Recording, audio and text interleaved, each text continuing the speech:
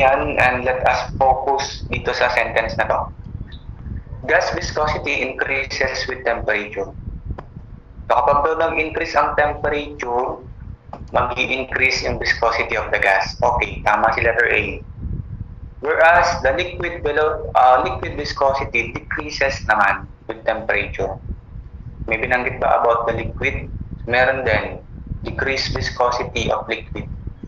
So tama si letter A and letter D. So kung answer mo is A o kaya letter D, tama yun. Sayang naman kung B or C yung na-answer mo. Number 40. Express a pressure gauge reading of 32.305 psi into absolute kPa. So, yung mga ganitong question dapat na-answer na natin. So, there is no given atmospheric pressure. Let us use 101.325 kPa. 101.325 kPa plus the given gauge pressure is 32.305 psi. So there is a conversion of unit dito. 14.7 psi is 101.325 kPa. So sila yung mga katumbas nung 1 atmosphere. Dapat kabisado nyo din yung 14.7. So 101.325 plus 32.305 times 101.325 divided by 14.7. 324 kPa. Letter B. Next, number 41. Blank, of which the ordinary dam is an example, is a channel obstruction over which the flow must deflect. So ano ba ang ibig sabihin nito? A channel obstruction which the flow must deflect. Di ba? Sige, for example na lang sa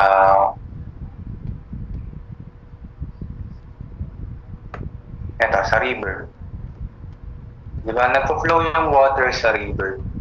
And then ang ginawa natin, gusto natin makaipon ng tubig from the river. And then hindi naman natin pipigilan yung pag-aagos nun. Ang ginawa na lang natin, naglagay tayo ng mga sandbag dito.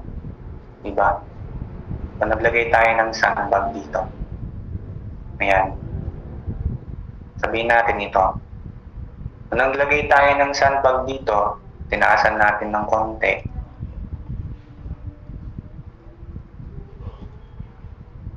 So, ang mangyayari sa tubig, iintayin muna nating mapuno ito bago, pag umapaw, doon na mag-overflow. Diba? Ganito na yung magiging itsura. Yan. Pag nag-overflow, tama ba yung itsura? Ulitin natin, yung mga kulay blue. Diba? Pag nag-overflow na, ganyan na, bababa na ulit. Kasi di ba naglagay lang tayo ng parang para makaipon ng tubig. And syempre kapag nalampasan na ng tubig yun, aapaw na siya. So that is what we call letter C. Weir. Okay?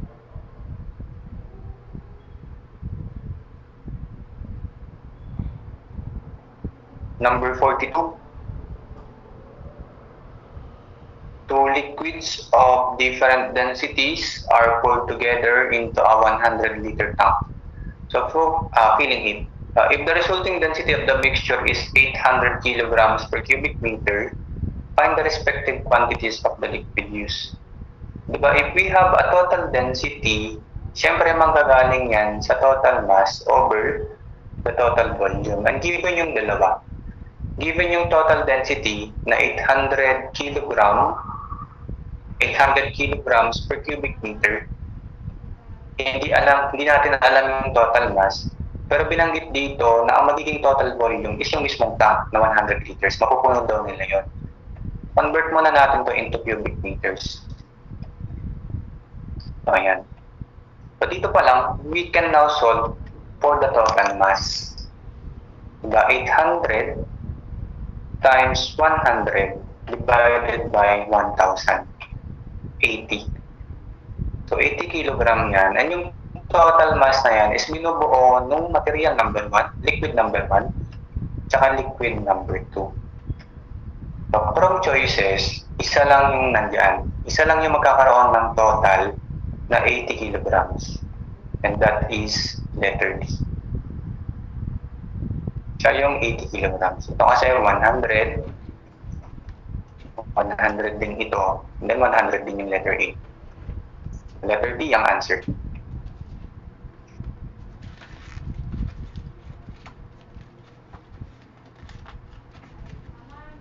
Number 43. An iceberg has a density of 59.28 pound mass per cubic feet. If it floats in fresh water, what percent of iceberg's volume will be visible? Di ba kapag meron tayong floating body, involved dyan yung buoyant force. And alam nga natin that the buoyant force is equal to the weight of the object. Okay? So bakit natin inequal? Kasi buoyant force, this is the surface of the water. Kung ito yung floating object, yung nag-a-act dyan is the weight at saka yung mismong buoyant force. Diba? Summation of vertical forces. Next, yung weight displaced, di ba parang ulit, yung maaalis na tubig because of the iceberg, yung madi-displace na tubig, kapag tinimbang natin yun, ganun din yung weight ng object natin or weight of the total. And that is mass 1 times the gravity equals mass 2 times the gravity. So since nasa same gravity yung dalawang object, yung water tsaka yung iceberg, so we can say that mass 1 is equal to mass 2. And sino ulit yung bumubuo ng mass 1? So from our density, which is equal to mass over volume, so the mass is the product of density and volume, okay? So that is equal to the density of the displaced fluid times the volume of the displaced equals density of the object times the volume of the object. So ano yung displaced? The displaced fluid is the fresh water. And ano yung object natin? Iceberg. Ito yung object natin. So what is the density of water? The density of water is 62.4 pound mass per cubic feet. Okay? And then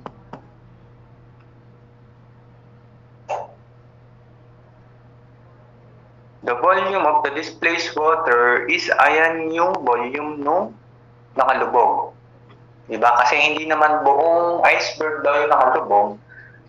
So therefore, yung nasa taas na part, yung visible, hindi siya nakapag-displace ng tubig. The volume of the submerged lang yung displace natin dito. And what is the density of the iceberg? So 59.28 pound mass per cubic feet. And then volume of the iceberg. So magka-cancel dito yung mga unit natin na pound mass and cubic feet. And we can solve a fraction dito. Volume of the submerged over the volume of the iceberg. And that is 59.28 over 62.4. So this is the fraction of the part na nakalubog with respect sa total. 59.28 divided by 62.4. 0.95. Pero hindi ay yung hinahanap natin. Kunin natin yung part nung visible. Diba? With respect sa total, volume. So, that is 1 minus 0.95 or 0.05 or 5%. Babalik na rin lang natin. Ang nasolve kasi natin is part ng nakalubog, 95%. Ang nakalitaw is 5%. Number 44. Basically, there are two types of turbine, reaction and impasse. The difference lying in the manner of head conversion. In what type of turbine is the fluid fills the blade passages and the head change or the pressure drop occurs within the impeller. So our answer here is reaction turbine.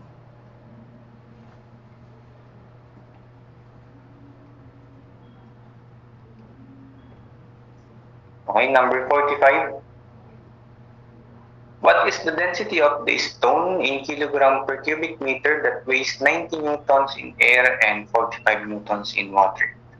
So meron ulit tayong buoyant force dito kasi nag-imbang sa hangin tsaka sa tubig. So that is weight in air minus weight in water. So 90 newtons minus 45 newtons. So this is our buoyant force, 45 newtons. And ano na ulit yung buoyant force natin? Weight of displaced fluid.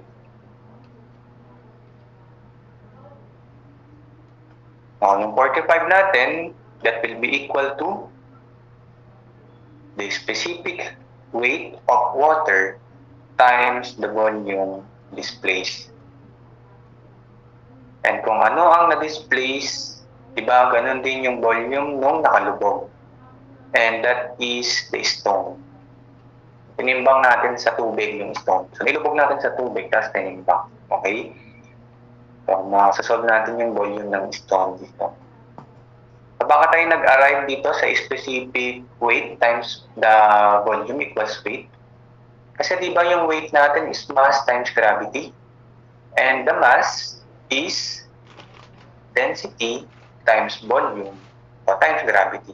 And alam naman natin that density times gravity is the specific weight. Okay? Para baka kasi hinahanap ninyo saan galing yung formula na specific weight times volume. So 45 newtons, sige.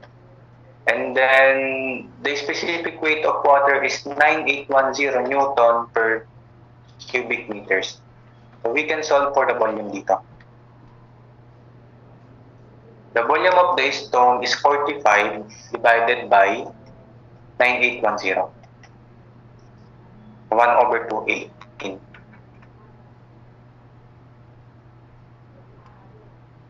So solve na natin yung density.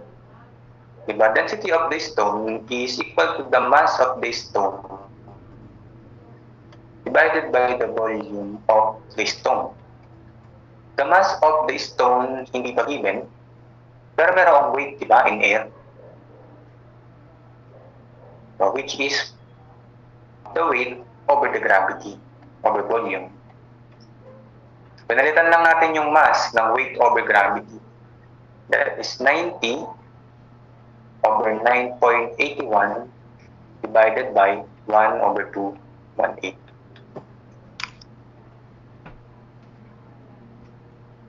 And 90 divided by 9.81 over 1 divided by 218. So bakit yung 90 newtons ulit yung ginamit? Kasi ayun yung totoong weight ng stone, okay? 2,000 kilograms per cubic meters. Letter A.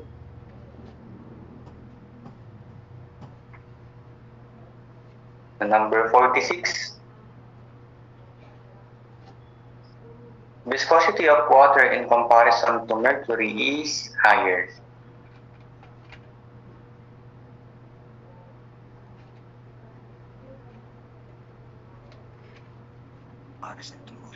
Number 47. A sealed tank containing seawater at a height of 12 meters also contains air above the water at gauge pressure of 5 atmosphere. Water flows out from the bottom through the small hole. Calculate the efflux speed of the water. So let's say that this is our sealed tank. Meron daw itong water. So merong water dyan at a height of 12 meters. And then merong gauge pressure sa loob, 5 atmosphere. And then merong hole sa bottom and lumalabas yung tubig dito. So meron ulit tayong 2 points. The point number 2 and the point number 1. So at point number 1, the pressure is 5 atmosphere. Yung head niya, elevation head, kung gaano kataas is 12 meters. And then the velocity is 0 kasi hindi naman nagpo-flow dyan sa point number 1. Next, at point number 2, sa hole natin, wala na dyan yung air pressure, di ba? 0 atmosphere na yan. And then, dahil yung point number 2 natin, yung floor, yung pinaka-floor natin, wala ding elevation head. And we are solving for the velocity number 2, the efflux speed. So using Bernoulli's principle ulit, P1 over the specific weight plus V1 square over 2G plus Z1 is equal to P2 over specific weight plus V2 square over 2G plus Z2. So substitute lang siguro natin. So 5 atmosphere, gawin ulit natin in terms of meter per second, di ba? 5 atmosphere, convert natin. In 1 atmosphere, there are 101,325 Pascal. And yung Pascal natin is Newton per square meter. Next, ano ang ating fluid? Seawater. So mag-ingat tayo, hindi kasi water yan. So kapag seawater, the density is 1,030 kilograms per cubic meters times natin sa gravity, di ba? Para magkaroon ng specific weight. Naalala niyo ba? Specific weight is density times gravity. So meter per square second. Plus, yung V1 natin is 0, kaya wala yan. And then, elevation head number 1 is 12 meters. The pressure number 2 is 0 na din. And then 0 na din yung Z number 2. So we are going to solve for the V number 2, speed number 2. So 2 times 9.81 meter per square second. So canceling units, ATM, itong kilogram meter per second, that is the Newton. And then may matitirang meters sa taas. Tama? So para ma-add natin yung 12 meters, di ba? Hindi tayo pwede mag-add ng hindi 12 meters dito. So meters plus meters equals to meters. So shift solve na lang natin para sa ating V number 2. Okay, i-perform natin. Sige. Di ba itong left side natin, 5 times 101,325 divided by 1,030 times 9.81 plus 12. Yung answer na to, i-cross multiply natin sa denominator ni B2. So, times 9.81 times 2. And then, equal ito sa B square. Square root ng answer, ito yung B2 natin. 34.92 meter per second. So, letter A. Number 48, the bulk modulus. Ito kasi yung ating formula. Ano ang mangyayari kapag nag-increase yung pressure? So because the bulk modulus is directly proportional sa pressure, change in pressure, tataas din yun pag tumaas yung pressure. Number 49. Which of the following devices used for measuring absolute pressure sa atmosphere? So ayan, barometer. So yung Venturi tube kasi, mini-measure niya yung flow ng fluid, kung gaano siguro kabilis. Yung barometer, atmospheric pressure nga. Yung bolometer naman, measuring radiation. And then yung measuring ng pressure na acting on a column of fluid is the manometer. Number 50, alam naman natin to, na kapag negative sign yung gauge reading, that is what we call vacuum pressure. Okay, so that ends our quiz. Para sa mga hindi umabot, sige, balikan natin. Number 1, C. Number 2, A. Number 3, A. Number 4, A. Number 5, C.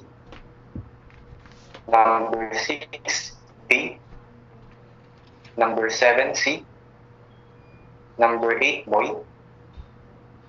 9, C. 10, boy. 11, dog. 12, 8. 13, dog. 14, C. 15, C. 16, boy. 17, C. 18, C. 19, A. 20, A. 21, C. 22, C. 23, A.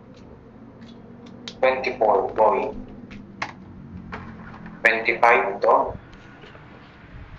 26, dog. 27, C. 28, dog. 29, A. 30, A. 31, dog.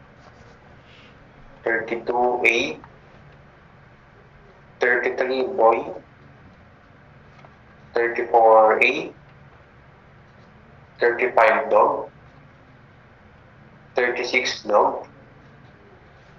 37, boy. 38, A. 39, dog. 40, boy. 41, C.